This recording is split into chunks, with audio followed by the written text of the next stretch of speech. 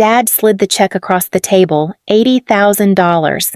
Neat signature, proud smile. For your brother's house, he said.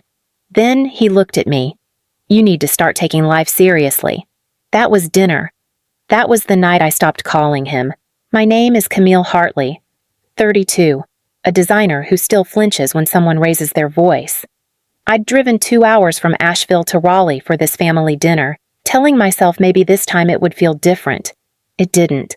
Jason leaned back in his chair, grinning at the paper like he'd just been knighted. Mom refilled his wine, her hand brushing his shoulder in silent applause. The check rested between them like a newborn. No one looked at me. I traced the rim of my water glass, wishing for invisibility. Dad talked about down payments and responsibility, words polished from years of giving advice he never took. When he turned to me, his tone softened to something sharp. You could have done something like this too, if you'd stayed focused. I smiled small, tired, polite. I am focused. He didn't hear it, or maybe he chose not to. Dinner carried on with easy laughter that skipped over me. Jason told stories about his realtor. Mom admired his initiative, and I counted the minutes until I could stand without making a scene. When it was finally over, I hugged no one. Outside, the January air bit through my coat. I started the car, headlights cutting through drizzle, and drove until the lights of Raleigh disappeared in the rearview mirror. Somewhere along Highway 40, I pulled over, hands shaking. My phone buzzed with a new photo. Dad, Jason, in the check. Smiling, I deleted it. Then the group chat, then the number. The silence felt cleaner than anything they'd ever given me. I used to think families were math problems if you added enough effort. You'd get love as the answer. But in our house, the equation was already solved. Jason equaled pride. I equaled potential squandered. He was born with applause waiting. His trophies lined the hallway like a second set of family photos. Dad polished them before guests arrived, dusting each base as if it proved his parenting. Jason's report cards lived on the fridge, laminated in magnets from every vacation. Mine ended up in a drawer, folded once, then forgotten. At 10, I painted a mural for the school fair, an entire wall of wildflowers, bees, and rivers. The principal said it looked professional. Dad smiled politely and asked, "Do they give grades for that night?" Jason hit his first home run. Mom baked a pie. My paintbrushes went back in a shoebox. When I was 12, Mom forgot to pick me up from art club. The parking lot emptied to silence. Mrs. Chen, my teacher, found me on the steps, sketchbook on my knees. She drove me home in her old Honda, heater humming like kindness. The porch light was off when we arrived. Birthdays told the same story. Jason's 16th came with a used Mustang, waxed to mirror shine. Mine was an Applebee's dinner and a $50 card with Mom's handwriting looping across the envelope, "Be grateful." Dad believed achievement was proof of worth, something you could tally in numbers and plaques. Mom believed peace meant agreeing with him. I learned to smile small, speak less, and make myself easy to ignore. By high school, I stopped bringing home my drawings. I hid them in folders under the bed. Paper didn't ask questions. Paper never said, "You're too sensitive." Some nights, I'd hear Jason laughing with them downstairs movie night, board games. Life I didn't fit inside. I'd press my pillow against my ears, counting ceiling cracks like constellations no one else could see. That's when I started to understand love in our house wasn't shared. It was allocated, and my name wasn't on the chart. The clink of silverware filled the space between us, too neat to belong to a family. I watched steam rise from the roast, the kind Mom always made when she wanted everything to look normal. Jason talked about mortgage rates, construction delays, a good contractor from Chapel Hill. Dad nodded, satisfied. I traced the edge of my napkin until the threads frayed. When there was a pause, I asked quietly, "Did you ever think about helping me with my loans?" My voice sounded smaller than I meant it to. Dad didn't look up. "Loans," he said, as if the word was foreign. "For school. I'm still paying them off." He set down his fork. "Camille, You made your choices. You went to that art program instead of a real degree.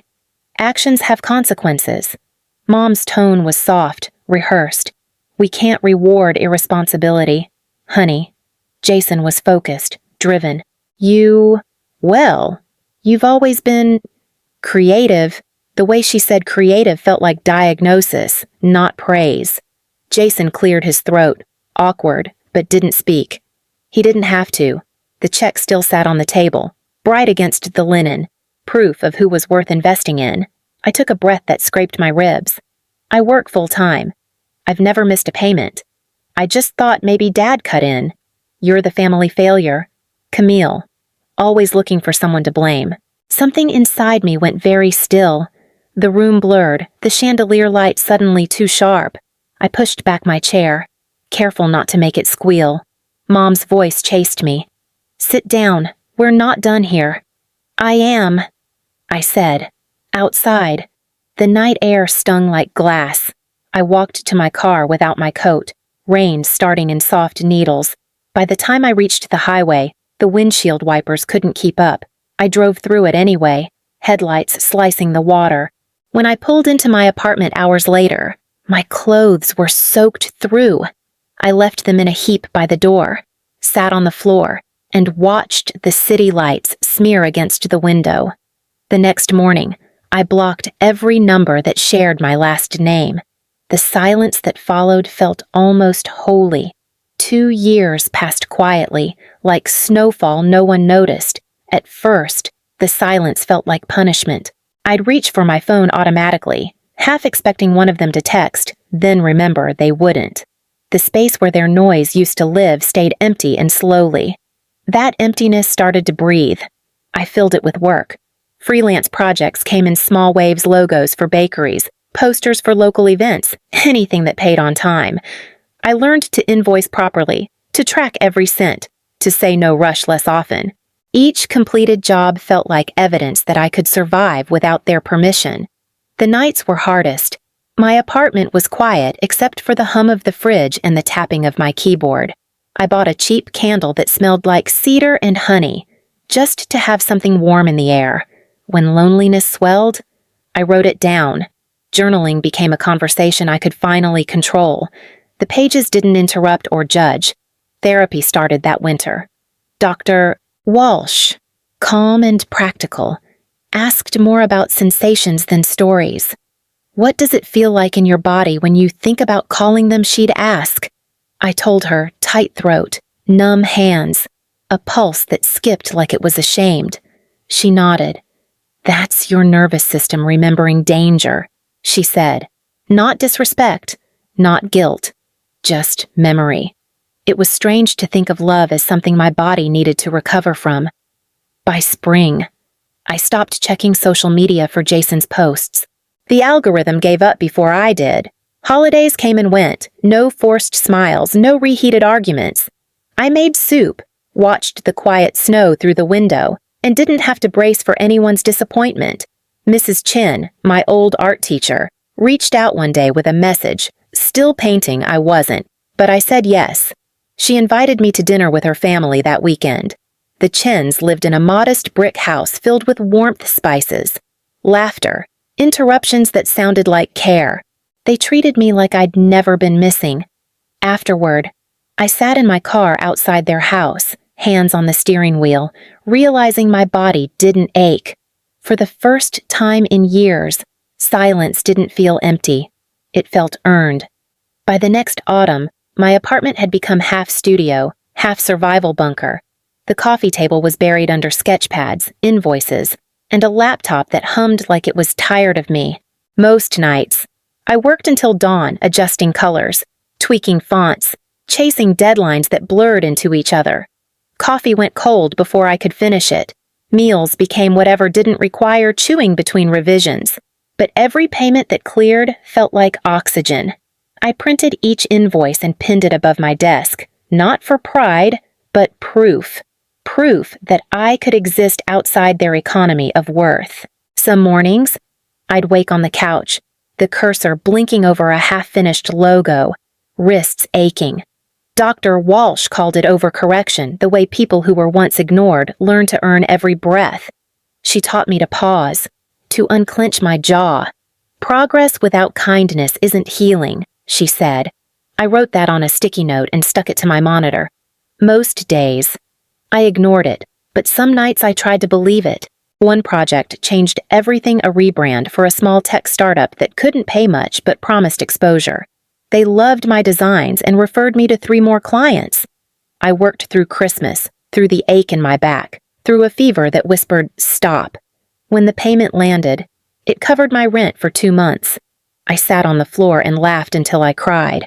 The next goal was my student loan, the one that used to feel like an inheritance of guilt. I'd been paying it down for nearly a decade. One evening, I clicked final payment and watched the balance turn to 0. No balloons, no witnesses, just the soft hum of my heater and a faint headache from crying too long. For the first time, the silence around me didn't sound like lack. It sounded like ownership. A week later, an email arrived from a design director in Raleigh. They'd seen my portfolio online. "We're looking for a senior designer." It said, "Would you be open to relocating?" I didn't hesitate. I packed my plants, my laptop, my silence. The night before I left, I stood in my empty apartment, surrounded by pinholes where proof used to hang, and realized I didn't need to be seen to know I'd built something real. The offer letter in Raleigh turned into years of steady work, promotions, and a savings account that finally held something solid. I stopped counting hours and started counting options. By the time I turned 35, I'd built a life that looked respectable on paper title, salary, downtown apartment, but the city walls began to hum with restlessness. I wanted something quieter than achievement, something I could touch. That spring, a listing appeared in the Asheville area, 40 acres, a tired farmhouse, roof sagging like an apology. The photos showed cracked windows and wild grass, but the light was beautiful, soft, and unjudging. I drove out one weekend, parked on the dirt road, and stood there until I could imagine my breath fitting into the silence. The realtor, a man with sun-creased eyes, kicked at the porch and said, "It'll eat you alive. Then I'll learn to chew." I said. I signed the papers 2 weeks later. The house smelled of dust and rain.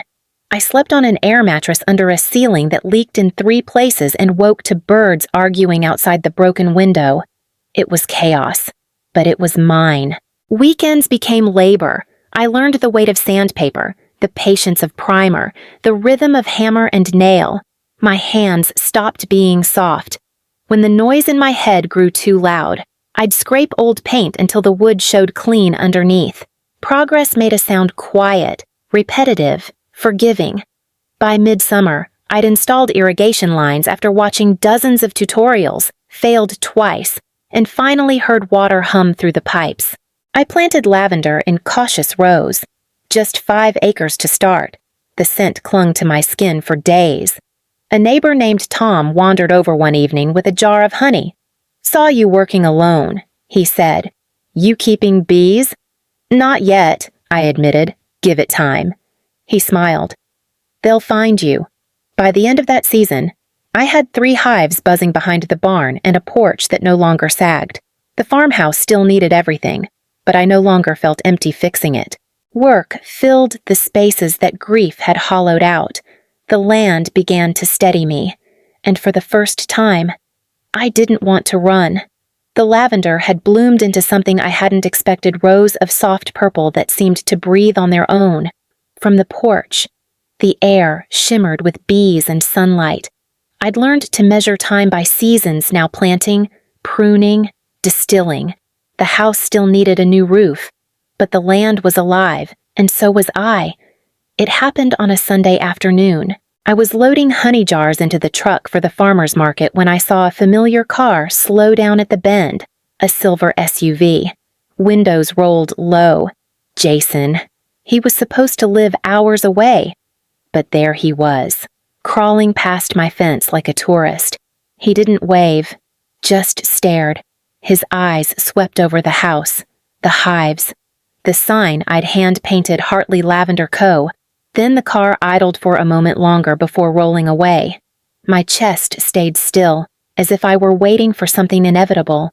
An hour later, my phone buzzed. "Dad." I let it ring twice before answering. "Camille," he said, his voice measured, like he was holding a fragile object. "Your brother told me you've been busy. The farm looks beautiful." I smiled at the word farm. "It's work," I said. "We're proud of you," he added quickly, the way someone tosses salt on a stain, hoping it'll disappear. The silence stretched. Behind it, I could hear Jason's voice faintly in the background, coaching him on what to say. I asked, "What made you call?" "Dad?" He hesitated. "Just wanted to see how you were doing. Maybe we could help you expand, get some real investment going." There it was, curiosity wrapped as concern. I steadied my breath. "I appreciate the thought," I said evenly, "but I'm not looking for partners." He laughed lightly, uncertain. "You don't have to do everything alone." "I'm not," I said. "The land helps." He didn't understand, but that was fine. I told him I had work to finish and ended the call. Then I opened my notebook boundary log, entry 47, and wrote the date, time, and summary. Beside it, one simple note he called because he saw the proof. And proof. I'd learned didn't need witnesses. The envelope arrived on a Tuesday, hand-delivered by a courier who asked me to sign beside my name. The handwriting on the front stopped me cold mom's, careful and looping. The same she used on Christmas tags. I almost left it on the counter, unopened, but curiosity is a stubborn inheritance. Inside was a folded letter on cream stationery and a check tucked neatly inside. $80,000. The memo line read, "To make things right." I stared at it until my eyes blurred. For a moment, I imagined what they pictured me softened, grateful, maybe even calling to say thank you. The thought left a bitter taste. I'd already paid for peace, installment by installment, through every night I didn't call back. I sat at my desk and turned on the small shredder I'd bought after closing my first business account. The machine hummed softly, steady as a metronome. I fed the check through in slow strips, watching the paper curl and vanish. It wasn't anger, not even triumph, just gravity returning to its place. When the last piece disappeared, I gathered the paper ribbons into a plain envelope. On a single sheet inside, I wrote "Forgiveness isn't for sale." No greeting, no signature, just truth. At the post office, the clerk asked if I wanted tracking. I nodded. The sound of the receipt printing was oddly satisfying, like a period at the end of a long sentence. Back home. I slipped the receipt into a folder labeled Records Personal. It sat beside property taxes, maintenance logs, and Dr. Walsh's old therapy worksheets. Order made things lighter. That night, I walked the rows of lavender under a thinning moon. The air smelled clean, patient. I thought of how they'd count the loss, try to translate rejection into numbers, but what I kept wasn't measurable. No anger, no trembling hands, just the steady rhythm of work waiting for me at dawn. He came on a Saturday morning, just as the fog was lifting off the hills. I saw the car from the kitchen window, dark sedan, polished but tired, the way he used to look before church. My hands froze around the mug. 2 years of silence, and now this. Dad stood at the gate, khakis pressed, hair thinner than I remembered.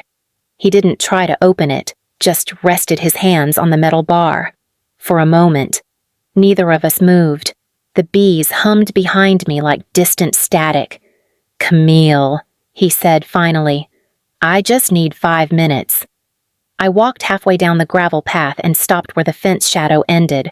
"I'm listening," I said. He looked smaller than he ever allowed himself to be. "I was wrong," he said, "about a lot of things. I thought being hard on you would make you strong, but it just pushed you away." His voice cracked on away. He reached for the gate but didn't touch it. "Can we move past this?" The wind stirred the lavender, carrying its calm between us. I thought of all the years I'd waited for that sentence, how I used to rehearse what forgiveness might sound like. Now that it was here, I didn't feel anger, just an ache that had lost its sharpness. "I forgive you," I said quietly. His shoulders loosened in relief. Then I added, "But forgiveness isn't access." He blinked, confused. "What does that mean?" "It means you don't get to come inside," I said. "It means I can wish you peace without giving you entry." He nodded slowly, tears shining at the corners of his eyes. "I just wanted to see you." "You have," I said. The gate stayed closed. He stood there another minute, then turned back toward the car. When the engine faded down the road, I opened my journal on the porch and wrote, "Visit logged mild sun, clear air, no tremor in voice." Some habits from therapy were worth keeping. Summer returned softer than the last. The lavender fields swayed in steady rows, the air thick with honey and sun. Work had settled into rhythm watering at dawn, distilling by noon, laughter by evening. I'd hired a few local teens for harvest season. They came with muddy sneakers, tangled earbuds, and a kind of hope I recognized. Emma, the youngest, was saving for college. She stayed late most nights, labeling jars while music played low from her phone. On the last day of harvest, I handed her an envelope with $800 inside. She stared, wide-eyed. "It's not charity," I told her. "It's so you can start small. It's how everything starts." Her hug was quick and honest, like sunlight through an open door. That night, we strung lights between the barn posts and set a long table under them. Tom brought cider. Mrs. Chen arrived with dumplings, and someone's dog curled up beneath my chair. The air smelled of lavender and roasted bread. No speeches, no photographs, just the hum of belonging. When everyone left, I stayed outside, the bulbs still glowing over the empty table. The land around me pulsed with quiet life bees sleeping in their hives, goats murmuring near the fence. For a long time, I just listened. Peace used to feel like glass, beautiful, but easy to shatter. Now it felt like soil, heavy and real beneath my palms. I thought of the house I'd rebuilt, the fields I'd planted, the silence I'd learned to keep. I kept the land. I whispered to the dark. I kept my name. The wind moved through the lavender, low and steady, as if answering back. The gate was still closed, but the world beyond it didn't feel far anymore.